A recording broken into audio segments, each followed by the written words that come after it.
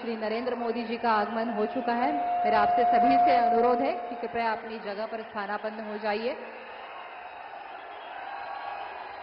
विश्व के सबसे लोकप्रिय नेता भारत के प्रधानमंत्री श्री नरेंद्र मोदी जी, उप मुख्यमंत्री श्री देवेंद्र फडणवीस जी, सोलापुर निर्वाचन क्षेत्र के भाजपा के उम्मीदवार श्री राम सातपुते जी, मैं वसुंधरा काशीकर सोलापुर की जनता की ओर से माननीय प्रधानमंत्री जी का तहे दिल से स्वागत करती हूं। मैं अनुरोध करती हूं माननीय विधायक श्री राम सातपुते जी से कि वे प्रधानमंत्री जी का स्वागत एवं सत्कार किए। कृपया शांतता बनाए रखें, मेरा सबसे अनुरोध है। सोलापुर के बुनकरों की ओर से प्रधानमंत्री जी की 10 वर्ष की उपलब्धियां इस नैपकिन पर बुनकर प्रधानमंत्री जी को समर्पित करने जा रहे हैं।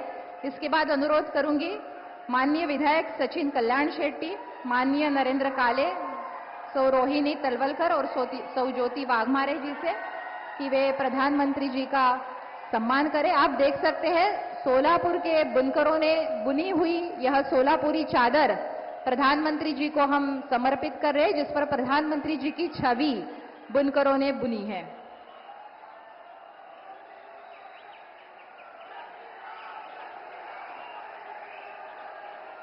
मैं अनुरोध करती हूं माननीय उप मुख्यमंत्री श्री देवेंद्र जी फडणवीस से कि वे सभा को संबोधित करें।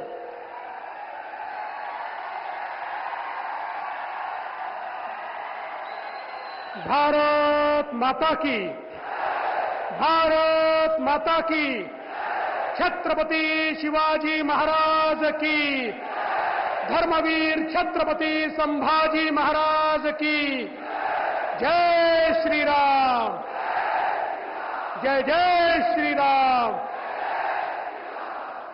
मंचावर उपस्थित अखिल विश्वातील सर्वाधिक लोकप्रिय प्रधानमंत्री माननीय नरेंद्र मोदी जी, गुलाबराव पाटील जी, जय सिद्धेश्वर शिवाचार्य महास्वामी जी, आपल्या सर्वांचे लाडके उमेदवार, गरीबाचा पोरगा, ऊसतोड कामगाराचा पोरगा, सामान्य माणसाचा पोरगा असलेले रामभाऊ सातपुते, आमदार सुभाष देशमुख जी, आमदार विजयराव देशमुख जी, सचिन कल्याण शेट्टी जी, समाधान अवताडे जी, यशवंत माने जी, प्रशांत परिचारक जी, या ठिकाणी उपस्थित राजाभाऊ सरवळे जी, शोभाताई बनशेट्टी, विक्रम देशमुख जी, राजन पाटील जी, शहाजी पवार जी, लक्ष्मणराव ढोबळे जी, नरेंद्र काळे जी, शिवानंद पाटील जी, नरसिंग मेंग जी, या ठिकाणी उपस्थित किशोर देशपांडे जी, शिवाजी सावंत जी, ज्योतिताई वाघमारे, रोहिणीताई तळसकर, अमोल शिंदे, दीपकराव साळुंके, दीपक भोसले, विनायक महिंद्रकर, मंचावरील सर्व मान्यवर आणि उपस्थित माझ्या माता भगिनी आणि बंधूंनो, खरं म्हणजे या ठिकाणी संतांच्या स्पर्शाने पावन झालेल्या देवभूमी सोलापूरमध्ये आपल्या सगळ्यांच्या वतीनं मी माननीय मोदी साहेबांचं मनपूर्वक स्वागत करतो। ही देवभूमी आहे, कारण पूर्वेकडनं स्वामी समर्थांचा आशीर्वाद आहे, पश्चिमेकडनं पांडुरंगाचा आशीर्वाद आहे, उत्तरेकडनं आई तुळजाभवानीचा आशीर्वाद आहे, दक्षिणेकडनं दत्तप्रभूंचा आशीर्वाद आहे आणि मध्ये रेवण सिद्ध असलेले सिद्धरामेश्वराचा आशीर्वाद या सोलापूरच्या नगरीला मिळालेला आहे। बंधू भगिनींनो, खऱ्या अर्थानं या निवडणुकीमध्ये ही जी काही लढाई आहे, ही राम सातपुते आणि प्रणिती शिंदेतली नाही आहे। ही लढाई माननीय नरेंद्र मोदीजी यांना प्रधानमंत्री बनवायचं आहे की 26 पक्षाची खिचडी, त्या खिचडीला जागा द्यायची आहे, याची खऱ्या अर्थानं ही लढाई आहे। तुम्ही मला सांगा, कोण देशामध्ये प्रधानमंत्री पाहिजे? कोण प्रधानमंत्री पाहिजे? कोण देश सांभाळू शकतं? बंधू भगिनींनो, देशामध्ये कोविडची महामारी आल्यानंतर तुम्हाला आम्हाला जिवंत ठेवण्याकरता ज्या व्यक्तीने देशाला नेतृत्व दिलं ते मोदीजी आहेत. या देशामध्ये ज्या ज्या वेळी आतंकवादाने आपलं डोकं वर काढलं त्यावेळी घुसून सर्जिकल स्ट्राईक करणारे मोदीजी आहेत. माझा तुम्हाला सवाल आहे, ही जी खिचडी तयार झाली आहे, खिचडी राहुल गांधींची खिचडी, सांगा देशामध्ये कोविड सारखी स्थिती तयार झाली, देशामध्ये युद्धाची स्थिती तयार झाली, राहुल गांधी नेतृत्व करू शकतात का? शरद पवार करू शकतात का?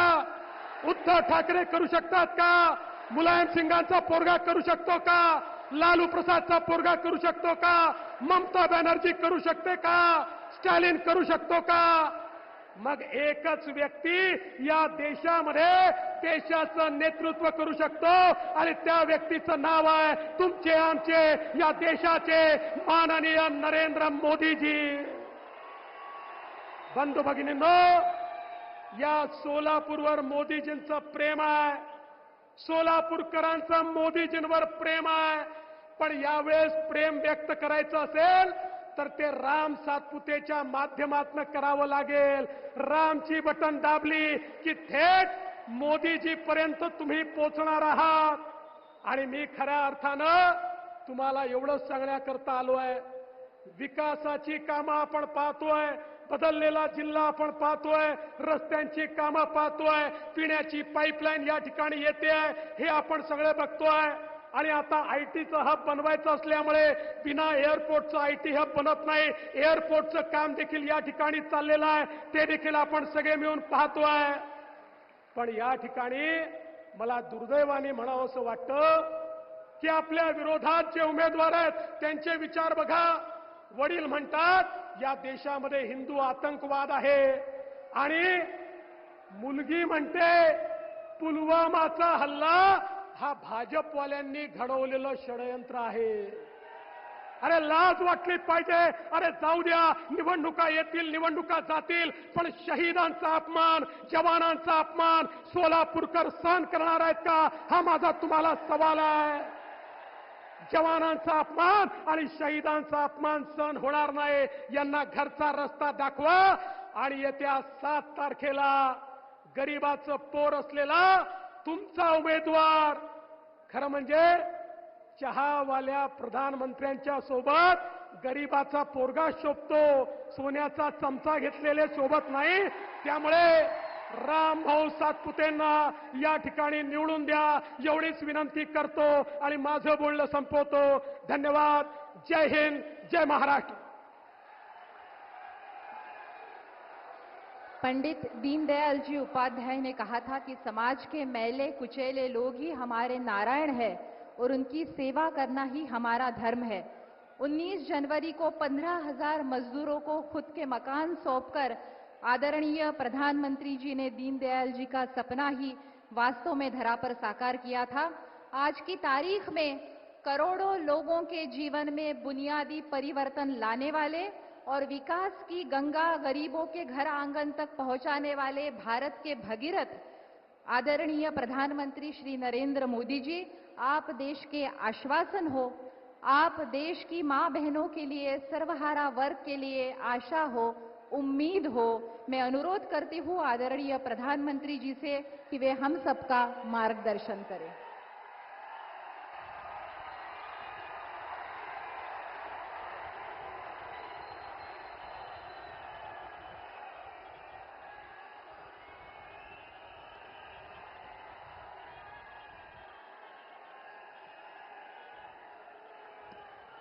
भारत माता की, भारत माता की, भारत माता की. माझ्या प्रिय सोलापूरकरांना अतिशय मनापासून नमस्कार करतो. जय जय रामकृष्ण हरी. सोलापूरचे ग्रामदैवत श्री सिद्धेश्वराच्या चरणी मी नतमस्तक होतो. भगवान विठ्ठल और जगत गुरु बसवेश्वरा की इस धरती का ये आशीर्वाद छत्रपति शिवाजी महाराज की धरती पर ये जन सैलाब, ये उत्साह साफ साफ बता रहा है. फिर एक बार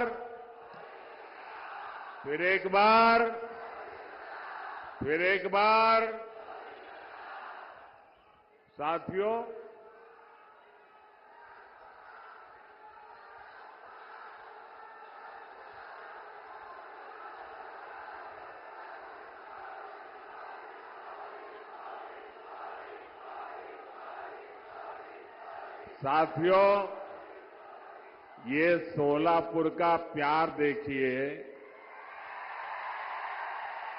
ये 2024 में मैं दूसरी बार आपके पास आया, लेकिन साथियों, जब जनवरी में आया था तब कुछ लेकर के आया था. आपके हकों को पूरा करने के लिए आया था, कुछ देने के लिए आया था. लेकिन आज मैं आपसे कुछ मांगने के लिए आया हूं. और मांगने के लिए इसलिए आया हूं कि आगे मैं बहुत कुछ देना चाहता हूं. और मुझे धन दौलत नहीं चाहिए, मुझे यश कीर्ति नहीं चाहिए, मुझे आपके आशीर्वाद चाहिए. और मैं आपसे आशीर्वाद मांगने के लिए आया हूं. साथियों, इस चुनाव में आप अगले 5 वर्ष के लिए विकास की गारंटी को चुनेंगे. दूसरी ओर वो लोग हैं जिन्होंने 2014 से पहले देश को भ्रष्टाचार, आतंकवाद और कुशासन के गर्त में धकेल दिया था. अपने कलंकित इतिहास के बाद भी कांग्रेस फिर से देश की सत्ता हथियाने का सपना देख रही है. इन्हें अंदाजा ही नहीं कि पहले 2 चरण के चुनाव में ही इंडी अगाड़ी का डिब्बा गोल हो चुका है. भाइयों बहनों, एक और आपका ये सेवक मोदी सर झुका करके आपके पास आता रहता है. आपने 10 साल तक मोदी को परखा है, उसके एक एक कदम को देखा है, उसके एक एक शब्द को नापा है. आप मोदी को भली भांति जानते हैं. दूसरी ओर इंडी अगाड़ी में नेता के नाम पर महायुद्ध चल रहा है. अब मुझे बताइए भाई, इतना बड़ा देश जिसका नाम तय नहीं है, जिसका चेहरा पता नहीं है, क्या इतना बड़ा देश उनके हाथ में आप दे सकते हैं क्या? कोई गलती से भी दे सकता है क्या? भाइयों बहनों, ये लोग इन दिनों सत्ता हथियाने के लिए देश तो बंटवारे करते ही रहे हैं। अब एक नया फॉर्मूला लाए हैं। ये फॉर्मूला लाए हैं 5 साल में 5 पीएम, हर वर्ष 1 पीएम।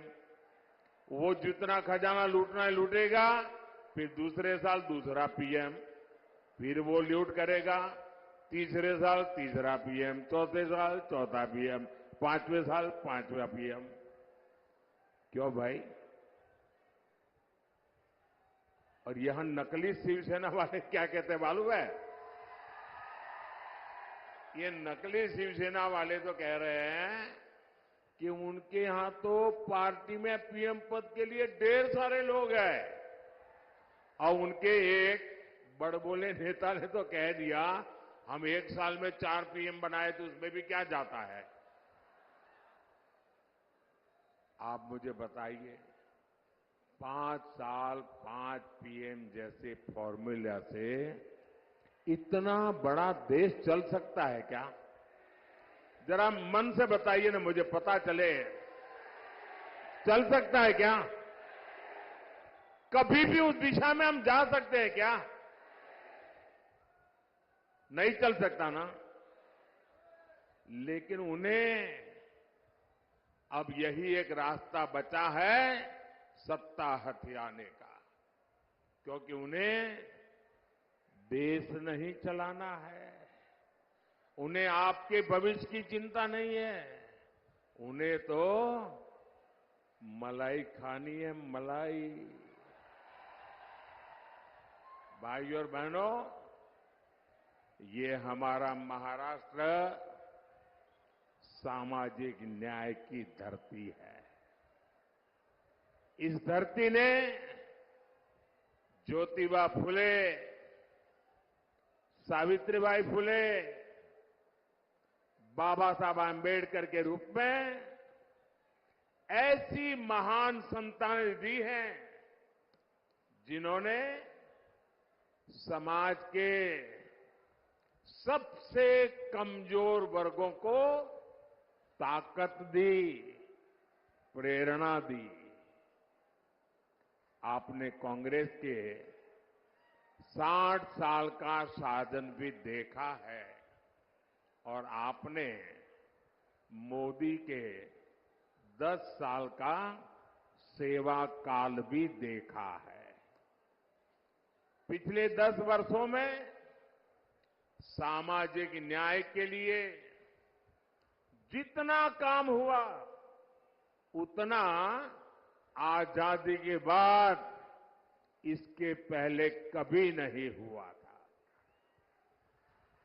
भाइयों और बहनों, कांग्रेस ने अपने 60 वर्षों में जो उनको सत्ता भोगने का अवसर मिला था, एससी, एसटी, ओबीसी वर्ग के हर हक को रोकने का निरंतर प्रयास किया।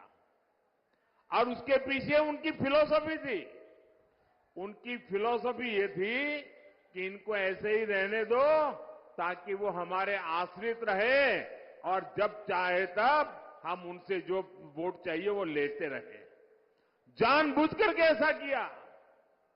लेकिन मोदी का तो आपका दिल का नाता है, दिल का। और इसलिए 10 वर्षों में हमने सच्चे सामाजिक न्याय पर अभूतपूर्व बल दिया है। और मैंने एक बार कहा था सोलापुर में, मेरे यहां अहमदाबाद में जो मिल मजदूर थे उसमें हमारे पद्मशाली समाज के लोग बहुत थे। और कोई हफ्ता मेरे जीवन में ऐसा नहीं गया होगा कि मुझे किसी न किसी पद्मशाली परिवार ने भोजन न कराया हो।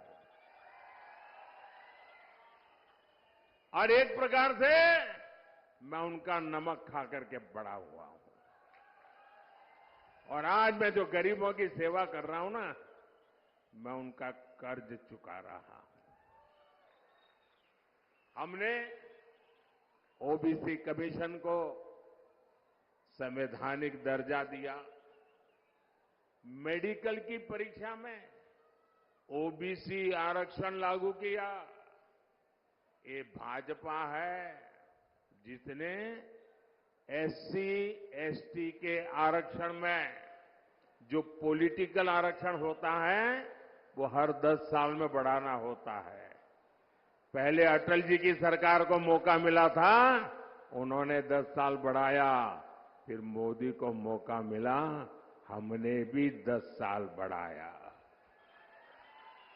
हमने किसी का भी हक छीने बिना न दलित का हक छीना, न आदिवासी का हक छीना, न ओबीसी का हक छीना, लेकिन सामाजिक न्याय के उत्तम व्यवहार को लेते हुए हमने जो सामान्य वर्ग के गरीब लोग हैं, उन सामान्य वर्ग के गरीब लोगों को न्याय देने के लिए 10% आरक्षण उनको भी दिया। और देश में कोई आग नहीं लगी, पुतले नहीं जले। इतना ही नहीं, इस देश के सभी दलित नेताओं ने उसका भरपूर जोश स्वागत किया। हमारा सामाजिक न्याय का तरीका समाज में विभेद पैदा करने का नहीं है, समाज को जोड़ने का है। आज देखिए, मेडिकल की, इंजीनियरिंग की पढ़ाई में हमने एक बड़ा क्रांतिकारी निर्णय किया है।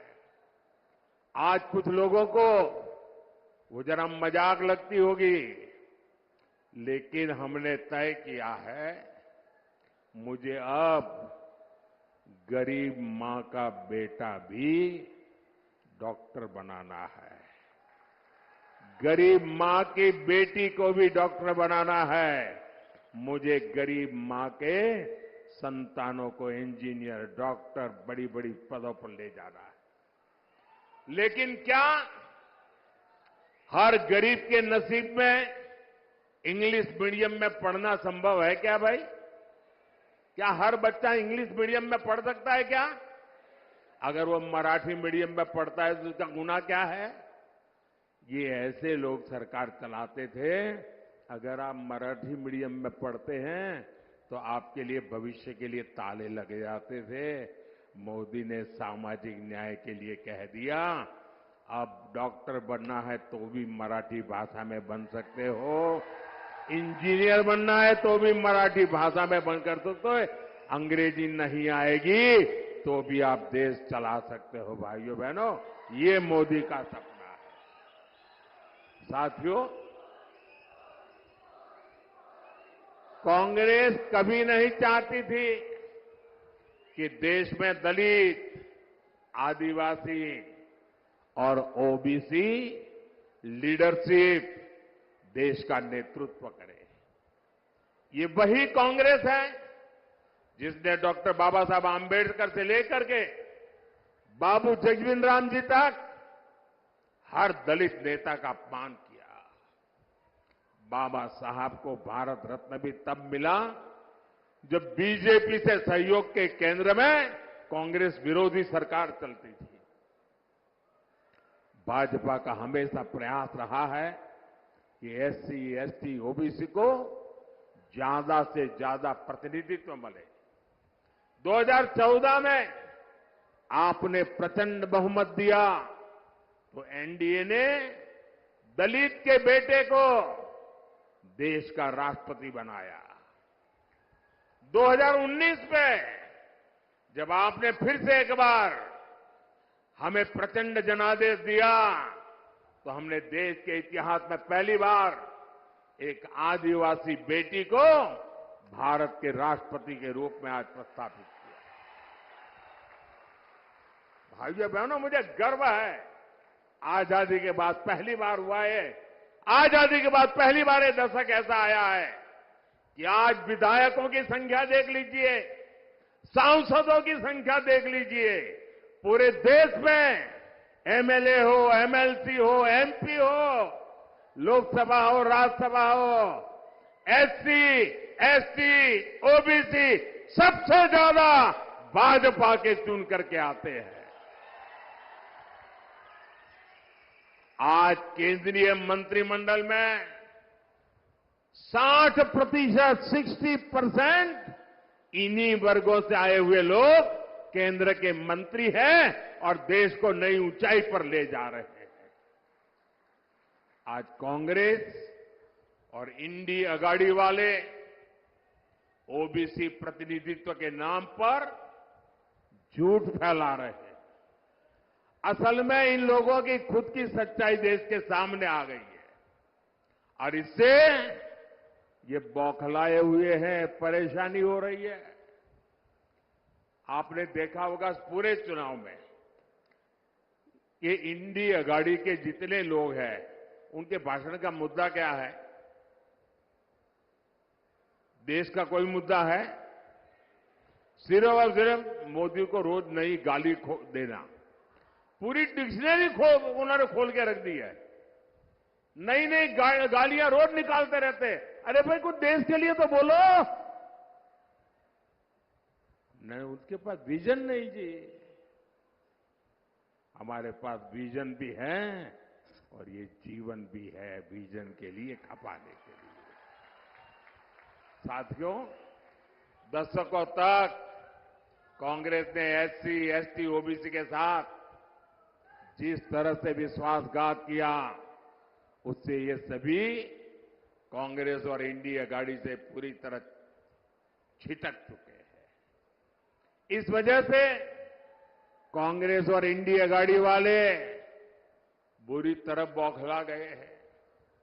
इसलिए लोग लगातार झूठ फैला रहे हैं, संविधान बदल देंगे, आरक्षण खत्म कर देंगे। मैं पहले ही कह चुका हूं कि अगर आज खुद बाबा साहब आंबेडकर चाहे तो बाबा साहब आंबेडकर भी आरक्षण खत्म नहीं कर सकते हैं। मोदी का तो सवाल ही नहीं उठता है। और अगर हमारी सरकार की नीयत उसमें कहीं पर भी खोट होती, मेरा 5 साल का रिकॉर्ड देख लीजिए, 5 साल में भी 2019 से 2024 आज भी मोदी के पास जितने वोट चाहिए है, लेकिन ये रास्ता हमें मंजूर नहीं है। सैकड़ों सालों के साथ जिनको अन्याय हुआ, हमारे पूर्वजों ने पाप किए होंगे, मेरे लिए ये प्रायश्चित का अवसर है और इसलिए आरक्षण को जितनी ताकत मैं दे सकता हूं, मैं देने के लिए कमिटेड हूं।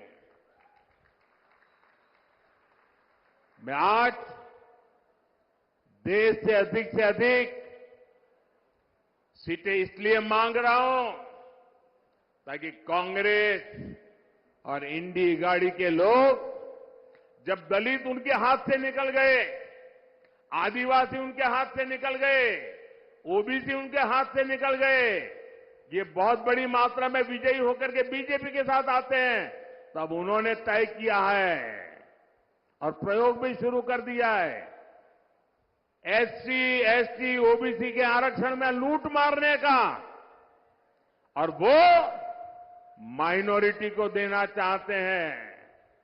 भाइयों बहनों, मुझे इसलिए ताकत चाहिए कि मैं कांग्रेस के आपके खिलाफ जो षड्यंत्र है उसको देश में कहीं पर भी करने न दो। कर्नाटका में उन्होंने खेल खेला है, आरक्षण का बहुत बड़ा हिस्सा माइनॉरिटी को देने का खेल खेला है, ये मैं होने नहीं दूंगा।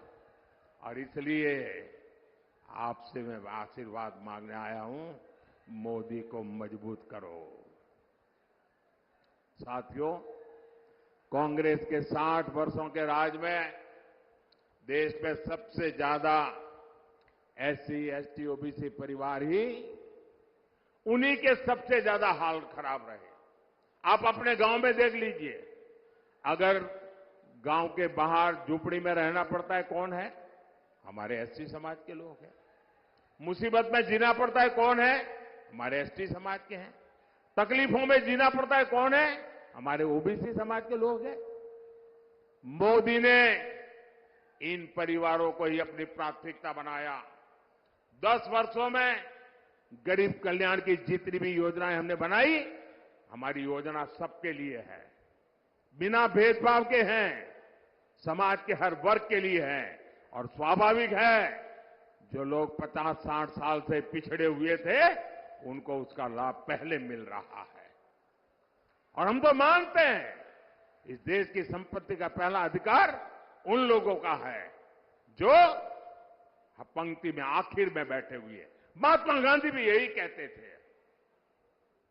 मुफ्त राशन हो, मुफ्त इलाज हो, पक्के घर हो, शौचालय हो, बिजली हो, गैस हो, पानी हो, ये सब कुछ सबसे ज्यादा वंचित समाज को जरूरत थी।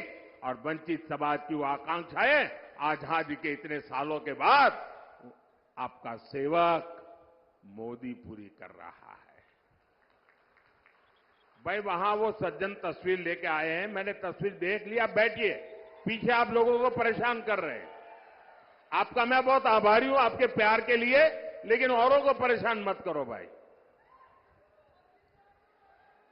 एससी, एसटी, ओबीसी परिवारों को इन योजनाओं से जोड़ने के लिए हमारी सरकार घर घर पहुंची है, गांव गांव पहुंची है। साथियों, कांग्रेस ने 100 से ज्यादा देश के जिलों को ही पिछड़े घोषित करके उनको अपने हाल पर छोड़ दिया था। इन जिलों में सबसे ज्यादा एससी और एसटी परिवार के लोग रहते हैं। हमने उसको एक नया रूप दिया, नया मिशन लिया और हमने उसको एस्पिरेशनल डिस्ट्रिक्ट बनाया, आकांक्षी जिला बनाया। और उसका मेरी ऑफिस से डेली मॉनिटरिंग होता है। परिणाम यह है कि गरीबों की भलाई के लिए की योजनाएं, एस्पिरेशनल डिस्ट्रिक्ट की योजनाएं, अब एस्पिरेशनल ब्लॉक की योजनाएं, डेली मॉनिटरिंग, हर चीज की जानकारी, उसका परिणाम यह है कि आज 10 साल के मोदी के कार्यकाल में इतने कम समय में देश में पहली बार 25 करोड़ गरीब गरीबी से बाहर निकले हैं भाइयों। और ज्यादातर इन्हीं जिलों से लोग हैं। और इसलिए मैं कहता हूं, जब नीयत सही होती है ना, तो नतीजे भी सही मिलते हैं।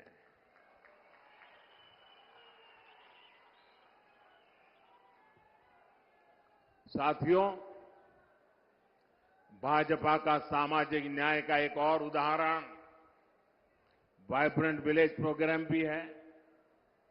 अगर मोदी की नजर कांग्रेस की तरह सिर्फ वोट बैंक पर होती, तो सीमा के जो गांव है, जिनको ये लोग आखिरी गांव कहते थे, मैं उनको सबसे पहले कहता हूं गांव।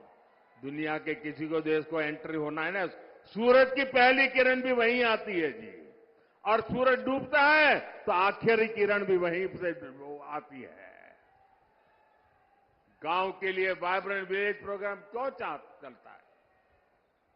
वहां तो वोटर ही नहीं है, इन्हें वोटर है। लेकिन मेरे लिए वोटर मायने बाद में रखता है, पहले वो मेरे देश का नागरिक है। मेरे देश का 140 करोड़ नागरिक में से एक है वो मेरी सीमा का प्रहरी है। अगर मोदी की नजर कांग्रेस की तरफ सिर्फ वोट बैंक पर होती, तो 24,000 करोड़ रुपए की पीएम जनमन योजना बना करके आदिवासियों में भी जो सबसे पिछड़ी जनजातियां हैं, उनके लिए अलग से योजना न बनाता और उनके कल्याण के लिए काम न करता। ये वोटर ज्यादा नहीं है, संख्या कम है, लेकिन मेरे देश के आखिरी व्यक्ति को भी मैं मजबूत बनाना चाहता हूं। हमने विश्वकर्मा योजना लाए, जिनके हाथों में सामर्थ्य है, जिनकी उंगलियों में सामर्थ्य है, ऐसे देश में लाखों लोग हैं। ऐसे मेरे विश्वकर्मा साथी एससी समाज में, एसटी समाज में, ज्यादातर ओबीसी समाज है। 60 साल में कांग्रेस ने कभी पूछा नहीं। मोदी ने पहली बार इन साथियों के लिए 13,000 करोड़ रुपए की पीएम विश्वकर्मा योजना बनाई है। भाइयों और बहनों, गरीब कल्याण की इन योजनाओं का सबसे अधिक लाभ एससी, एसटी, ओबीसी परिवार की हमारी माताओं बहनों को हुआ है। शौचालय के अभाव में, सैनिटरी पैड्स के अभाव में ज्यादातर हमारी बेटियां स्कूल छोड़ देती थी। अब मोदी ने ये समस्या दूर कर दी है। बिना गारंटी के मुद्रा लोन पाने वाले 50% से ज्यादा लाभार्थी एससी, एसटी, ओबीसी है। इनमें से 70% लोन हमारी माताओं बहनों को मिला है। ये जो हमारी खादी है ना, खादी स्वतंत्रता आंदोलन की निशानी है। और तो मैं तो कहता हूं, आजादी के पहले लोग कहते थे और आजादी के बाद क्या, तो मैं तो एक वाक्य में कहता हूं, पहले khadi for nation, now khadi for fashion.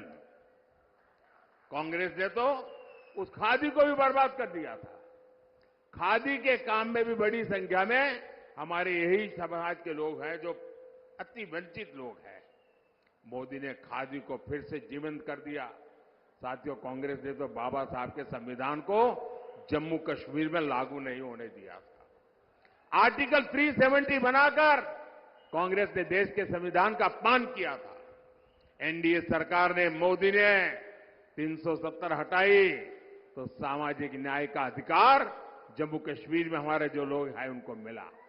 पहली बार उनको एससी, एसटी, ओबीसी और महिलाओं को वहां अधिकार मिला है, उनको आरक्षण मिला है। भाइयों बहनों, ये है सामाजिक न्याय का मोदी का ट्रैक रिकॉर्ड। इसलिए पूरी इंडिया आघाड़ी बौखलाई हुई है। साथियों, सामाजिक न्याय का एक और तरीका आधुनिक इंफ्रास्ट्रक्चर का निर्माण भी है। कांग्रेस ने बरसों तक गांवों और शहरों में खाई बनाकर रखी, कुछ ही शहरों के विकास पर फोकस किया। एनडीए सरकार देश के हर कोने के विकास के लेकर प्रतिबद्ध है। एक क्षेत्र पंढरपुर यात्रा से जुड़े श्रद्धालुओं का तीर्थ है। यहां तो तुलजा भवानी ने छत्रपति शिवाजी महाराज को अपना आशीर्वाद दिया था। 10 साल में हमने पंढरपुर की रेलवे कनेक्टिविटी के लिए सैकड़ों करोड़ रुपए खर्च किए। पुणे फलटण रेल मार्ग जो 23 साल से अटका पड़ा था, हमने उसको पूरा कराया। हमने सोलापुर हैदराबाद, सोलापुर सांगली, सोलापुर बीजापुर ऐसे कई महामार्ग के काम शुरू किया। सोलापुर को तो महाराष्ट्र की पहली वंदे भारत ट्रेन भी मिली है। शक्तिपीठ महामार्ग से समुद्री महामार्ग जैसे हाईटेक सड़कों के काम भी हो रहे हैं। इन विकास कार्यों के कारण इस क्षेत्र में श्रद्धालुओं की संख्या में 4 गुना की बढ़ोतरी हुई है। अब हमारे वारकरी भाई बहनों के अलावा दूसरे राज्यों से भी बड़ी संख्या में श्रद्धालु आ रहे हैं। यहां युवाओं के लिए आस्था और पर्यटन से जुड़े नए अवसर बन रहे हैं। साथियों, आज महाराष्ट्र में एकनाथ शिंदे जी, देवेंद्र फडणवीस जी और अजित पवार जी की सरकार आपके लिए दिन रात मेहनत कर रही है। मेरा अनुरोध है, 7 मई को आप मेरे नौजवान साथी राम सतपुते जी को भारी संख्या में वोट दे। राम सतपुते जी सोलापुर के विकास के लिए एक मजबूत कड़ी बनकर के काम करेंगे। और जब आप कमल पे निशान पर बटन दबाओगे ना, तो आपका वोट सीधा सीधा मोदी को मिलेगा। तो ज्यादा से ज्यादा मतदान कराओगे, हर पोलिंग बूथ जीतोगे, पुराने सारे रिकॉर्ड तोड़ोगे। जब मेरा एक और काम करोगे, यहां से अपने परिचितों को जाकर के मिलना, उनके घर जाना, उनको कहिएगा कि मोदी जी सोलापुर आए थे, आपको प्रणाम भेजा है। मेरे प्रणाम पहुंचा देंगे। मेरे साथ बोलिए भारत माता की, भारत माता की जय श्री राम, जय श्री राम।